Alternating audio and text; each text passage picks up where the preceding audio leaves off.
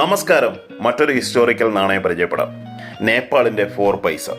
ഇതിന് കോമൺ ആയിട്ട് അറിയപ്പെടുന്നത് ഗൂർഖ മണി എന്നും അല്ലെങ്കിൽ നേപ്പാൾ ബുള്ളറ്റ് കോയിൻ എന്നുമാണ്, അല്ലെങ്കിൽ നേപ്പാൾ ബുള്ളറ്റ് പൈസ എന്നുമാണ് അറിയപ്പെടുന്നത്. കാരണം ഇത് നിർമ്മിച്ചിരിക്കുന്നത് തോക്കിൽ ഉപയോഗിക്കുന്ന ബുള്ളറ്റിൻ്റെ കാട്രിഡ്ജിൽ നിന്നാണ്.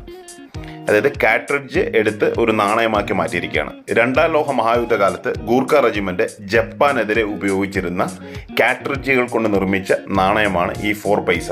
ഇതിൻ്റെ ഡീറ്റെയിൽസ് നിങ്ങൾക്ക് ഗൂഗിളിൽ നോക്കിയാലോ, യൂട്യൂബിൽ ഒരുപാട് ഡീറ്റെയിൽ വീഡിയോസ് തന്നെ നമ്മൾ തന്നെ ചെയ്തിട്ടുണ്ട്. അപ്പോൾ ഈ ഒരു നാണയം 4 പൈസ നാണയം നേപ്പാളിൽ ഉപയോഗിച്ചിരുന്നത് നേപ്പാൾ വർഷമായിട്ടുള്ള 2012-ലാണ്. നമ്മളുടെ ഇയർ നോക്കിയാൽ 1955-ലാണ്. നേപ്പാൾ വർഷം കുറച്ച് മുന്നേയാണ്.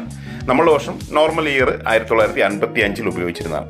എത്യോപ്യയിലും യമനിലും ഒക്കെ ഒഴിഞ്ഞ തോക്കിലെ തിരകൾ കറൻസി ആയിട്ട് ട്രേഡ് ചെയ്തതായിട്ട് പറയുന്നുണ്ട്. അത് വീണ്ടും യൂസ് ചെയ്യാൻ വേണ്ടി അത് നിങ്ങൾക്ക് ഗൂഗിളിൽ നോക്കിയാൽ കാണാൻ സാധിക്കും. Thank you very much.